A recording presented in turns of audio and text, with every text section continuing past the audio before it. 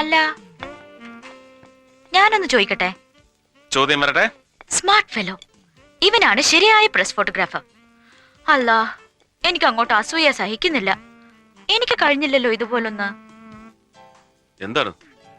Did you ever notice this? What? എന്താ ഇതിന് ഇത്ര പ്രത്യേകത? Challenge.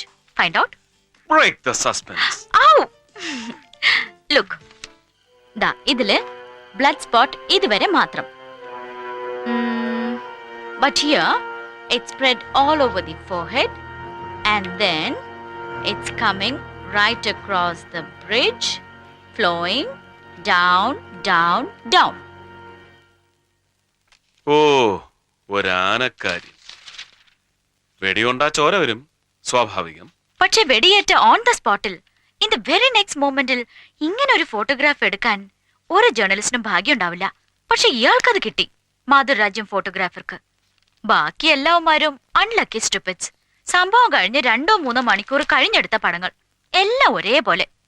ഞാൻ പണ്ട് ഡൽഹി റൈറ്റ് കവർ ചെയ്ത പോലെ. മാതൃരാജ്യം ഫോട്ടോഗ്രാഫർ മർഡർ നടന്നപ്പോ തന്നെ ഓൺ ദ സ്പോട്ടിൽ ഉണ്ടായിരുന്നിരിക്കണം അല്ലേ? എന്നാലല്ലേ ഇത്തരം ഒരു ഫോട്ടോഗ്രാഫ് എടുക്കാൻ പറ്റൂ.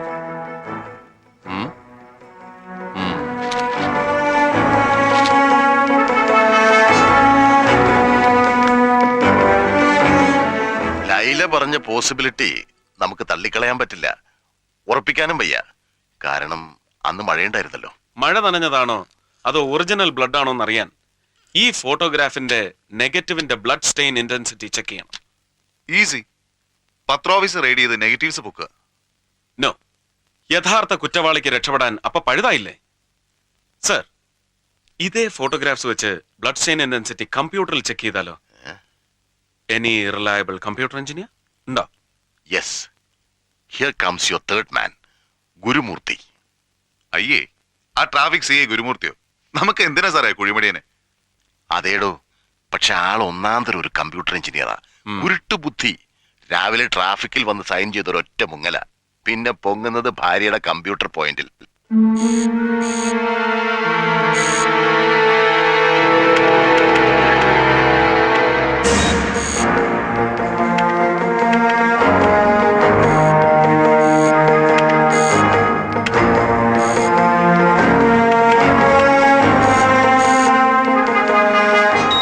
നോ ഡൗട്ട് ഈ സ്റ്റെയിൻ മഴ നനഞ്ഞു പടർന്നതല്ല. Original blood stain. That means വെടിയേറ്റ് നിമിഷങ്ങൾക്ക് എടുത്ത ഫോട്ടോഗ്രാഫാണിത്. 100%. റഹീം ഹാജി കൊല്ലപ്പെട്ട ദിവസം ഞാൻ തന്നെയായിരുന്നു ഡെസ്ക് ഇൻചാർജ്. ഹെഡ്ലൈൻസും ബൈലൈൻസും എഴുതി എനിക്ക് ഓർമ്മയുണ്ട്. പക്ഷെ ഈ പർട്ടിക്കുലർ ഫോട്ടോഗ്രാഫ്സ് എടുത്തത് ആരാണെന്നുള്ളതാണ്. ബാലേന്ദ്രൻ ക്രിക്കറ്റ് ടെസ്റ്റുമായി മദ്രാസിലായിരുന്നു. ഓ, ബിജു വർഗീസ് ആയിരിക്കും. അവനല്ല, അയാൾ സ്കൂട്ടർ ആക്സിഡന്റ് കഴിഞ്ഞിട്ട് ലീവിലായിരുന്നല്ലോ. പിന്നെ ആരാണ്? ഇവിടെ ഡാർക്ക് റൂം ടെക്നീഷ്യൻസ് എത്ര പേരുണ്ട്? 3. എന്താ? അവരോട് അന്വേഷിച്ചാൽ അറിയാലോ ആരാണെന്ന്. അതെങ്ങനെ? ഫിലിം പ്രോസസ് ചെയ്യുന്ന ടെക്നീഷ്യൻസിന് എപ്പോഴും നെഗറ്റീവ് കണ്ടാൽ നിത്യ പരിചയമുള്ള ഫോട്ടോഗ്രാഫേഴ്സിനെ തിരിച്ചറിയാൻ കഴിയും. അതായത് നെഗറ്റീവിന്റെ thickness, selection of angles, lighting pattern, shutter speed, diaphragm, film, ഇതൊക്കെ ഓരോ ഫോട്ടോഗ്രാഫേഴ്സിനും ഓരോന്നായിരിക്കും. സാറ് പറഞ്ഞ ബാലചന്ദ്രന്റെ രീതി ആയിരിക്കില്ല ബിജു വർഗീസിന്. ഇത് രണ്ടുമാവില്ല മൂന്നാമതൊരാൾക്ക്. നെഗറ്റീവ്സ് ഒക്കെ കൃത്യമായി ഫയൽ ചെയ്യാറുണ്ടാവുമല്ലോ. ഇതിന്റെ ഒറിജിനൽ ഒന്ന് എടുപ്പിച്ചാൽ. ഓ, യു സെഡ് ഇറ്റ്. മൂന്നാമൻ. ഇപ്പൊ ഓർമ്മിക്കുന്നു. എന്താ ഷപ്പന്റെ പേര്? ഒന്ന് ഓർത്ത് നോക്കണം സാർ. കിട്ടുന്നില്ല. അല്ല, കിട്ടിയോണ്ട് കാര്യമില്ല. മിസ്റ്റർ മുഹമ്മദ് നിരാശപ്പെട്ടേ മതിയാവൂ. ഞങ്ങളുടെ സ്റ്റാഫ് ഫോട്ടോഗ്രാഫേഴ്സ് ഒക്കെ ഔട്ടർ സ്റ്റേഷൻ ആകുന്ന നാളും തീയതിയൊക്കെ എന്നെക്കാൾ നിശ്ചയം സിറ്റിയിലെ ചില അമേച്ചർ ഫോട്ടോഗ്രാഫേഴ്സിനാണ്. അവന്മാർക്ക് ഫോട്ടോഗ്രാഫുമായിട്ട് ഇടിച്ചു കയറാൻ. ഞാൻ അവന്മാരെ ഒന്നും എന്റർടൈൻ ചെയ്യാറില്ല. പക്ഷെ ഇതുപോലുള്ള ചില ഹോട്ട് ഇൻസിഡൻസ് വരുമ്പോ ഗതികേട് കൊണ്ട് നമ്മൾ അവരെ ഡിപ്പെൻഡ് ചെയ്തു പോകും. മിസ്റ്റർ റഹീം ഹാജി കൊല്ലപ്പെട്ട ദിവസവും അതാ ഉണ്ടായത്. സാരമില്ല, ആ നെഗറ്റീവ് മതി. സാറിന് ഓർമ്മയില്ലെങ്കിലും ഇവിടുത്തെ ഡാർക്ക് റൂം ടെക്നീഷ്യൻസിന് ചിലപ്പോ ആ ഫോട്ടോഗ്രാഫറെ ട്രേസ് ചെയ്യാൻ കഴിഞ്ഞേക്കും. അവിടല്ലേ പ്രശ്നം. ആ ചെക്കൻ അന്ന് കൊണ്ടുവന്നത് നെഗറ്റീവ്സ് അല്ല, പോസിറ്റീവ് ഒറിജിനൽ ഫോട്ടോഗ്രാഫ്സ്. പക്ഷെ അതിന്റെ നെഗറ്റീവ് ചിലപ്പോൾ പ്ലേറ്റ് മേക്കിംഗ് ഡിപ്പാർട്ട്മെന്റിൽ കാണും. വേണമെങ്കിൽ എടുപ്പിക്കാം. പക്ഷേ അത് വെച്ച് ആ ഫോട്ടോഗ്രാഫറെ ട്രേസ് ചെയ്യാൻ ഈ ടെക്നീഷ്യൻസിന് കഴിയുമെന്ന് എനിക്ക് തോന്നുന്നില്ല. ഓക്കെ, അത്തരം ഫോട്ടോഗ്രാഫേഴ്സിനൊക്കെ സ്പോട്ട് പേയ്മെന്റ് കൊടുക്കാറില്ലേ പതിവ്? അന്ന് ഈ ഫോട്ടോഗ്രാഫർക്ക് പണം കൊടുത്ത നിങ്ങളുടെ പർച്ചേസ് മാനേജർക്ക് ഒരുപക്ഷെ ആളെ തിരിച്ചറിയാൻ കഴിഞ്ഞേക്കും. കഴിയില്ല. കിട്ടിയ ന്യൂസും വെച്ച് ഫസ്റ്റ് എഡിഷൻ പ്രിന്റ് ചെയ്ത് സെക്കൻഡ് എഡിഷൻ പേപ്പർ ലോഡ് ചെയ്യുമ്പോഴാണ് ആ ചക്കൻ ഫോട്ടോഗ്രാഫ്സ് ഓടി പറഞ്ഞെത്തുന്നത്. പർച്ചേസ് മാനേജറുടെ വൗച്ചറോടെ ഞാൻ എന്റെ സ്വന്തം പോക്കറ്റിൽ നിന്ന് കാശെടുത്ത് കൊടുക്കായിരുന്നു. സത്യം പറഞ്ഞാൽ ഞാൻ ആ കൊലയാളികളെ പ്രായിപ്പോയി. അവന്മാരൊന്ന് അഡ്വാൻസ് നോട്ടീസ് തന്നിരുന്നത് ഞാൻ ബാലേന്ദ്രനെ ക്രിക്കറ്റ് ടെസ്റ്റിന് അയക്കുമായിരുന്നു. അതെ അതെ, ഇത് വെറും സാധാരണ ഫോട്ടോഗ്രാഫ്സ്. നിങ്ങൾ പോലീസുകാർക്ക് ഇത്ര ഇൻട്രസ്റ്റ് ഉണ്ടാകാൻ മാത്രം I cannot find anything unusual. എന്താണ് സാർ? ഓ, അങ്ങനെ പ്രത്യേകതകളൊന്നും ഉണ്ടായിട്ടല്ല സാർ. ഒരുപാട് പൊളിറ്റിക്കൽ ഇമ്പോർട്ടൻസ് ഉള്ള ഒരു കേസല്ലേ ഇത്. കൊന്നവനെ കിട്ടിയില്ലെന്ന് വിചാരിച്ച് ചുമ്മാതങ്ങ് ഫയൽ ക്ലോസ് ചെയ്ത് വെക്കാൻ പറ്റൂ? പത്രക്കാരടക്കം നാടിളക്കിയ ഒരു ജഗപൊക ദേവിനെ അവിടെ വയ്ക്കും. Okay sir, welcome.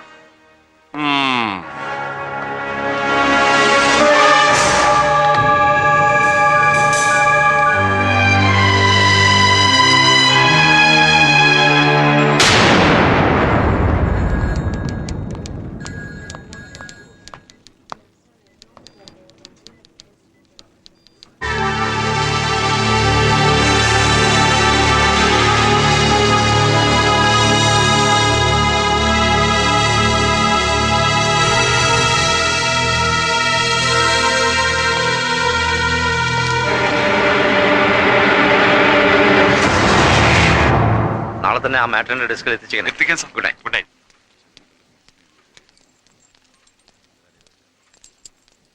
Good night sir. ആ, ഗുഡ് നൈറ്റ്. Good night.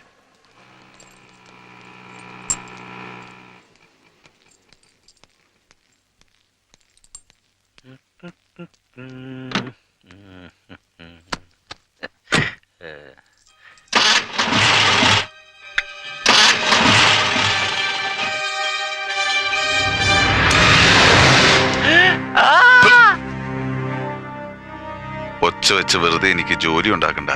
വണ്ടി എടുക്ക. ആരാ? തിരിഞ്ഞു നോക്കണ്ട, മുമ്പോട്ടെടുക്ക. എങ്ങോട്ട്? അതൊന്നും അറിയണ്ട. അവിടെ ഒരുപാട് ഐറ്റംസ് കാണാനുണ്ട്. നമുക്കൊന്ന് ചുമ്മാ കറങ്ങിച്ചു വരാം. വണ്ടി വിട്ടോ.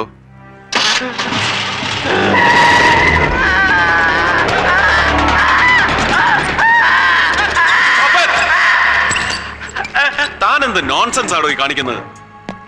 സാറിന് ബുദ്ധിമുട്ടാവില്ലെങ്കിൽ ഒന്ന് ഇവിടം വരെ കൂട്ടിക്കൊണ്ടുവരാനല്ലേ തന്നോട് പറഞ്ഞോളൂ.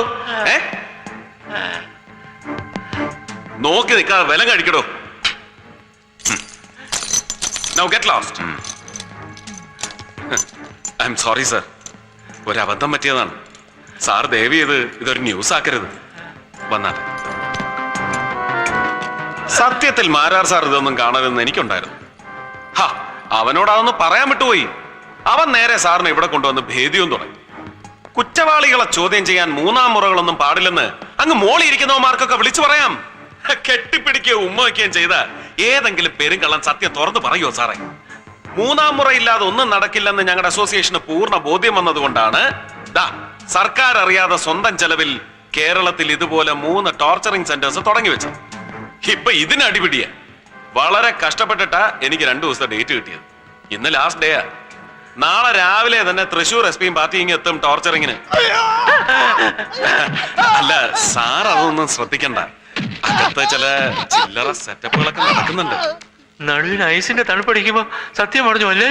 ഓ, എന്നാലും ഒന്നും ഉരിയാടാത്തവന്മാരൊക്കെ ഉണ്ട്. അങ്ങനെയുള്ള ഒരു അണ്ണാക്കിലേക്ക് ഇതേ ഈ കുഴൽ കുത്തിക്കയറ്റും.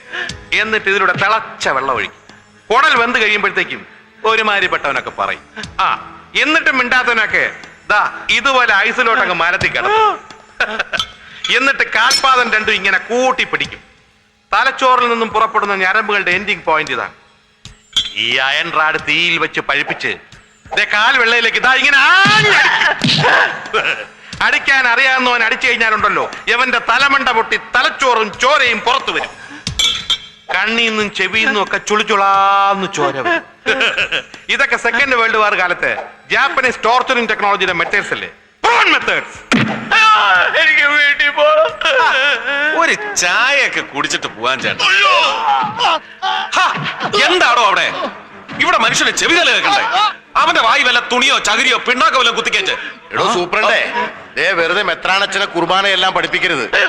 അവന്റെ വായിൽ തുണിയല്ല, അമേരിക്ക മാവും ഫെവിക്കോൾ കൂടി കൂട്ടി കുഴച്ച് തിരികെ തള്ളി കയറ്റിട്ട് പുറത്ത് പ്ലാസ്റ്റർ ഒട്ടിച്ചതാ.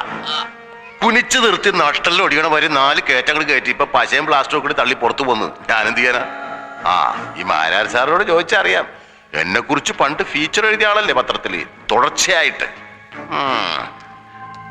ഞാൻ പോയേച്ചിങ് വരാം.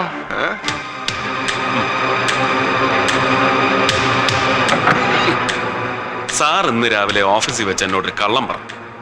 സാരമില്ല, സത്യം ഇനി പറഞ്ഞാൽ മതി. ആരാണ് ആ ഫോട്ടോഗ്രാഫ്സ് ഓഫീസിൽ കൊണ്ടുവന്നത്? ഗ്രിഗറി,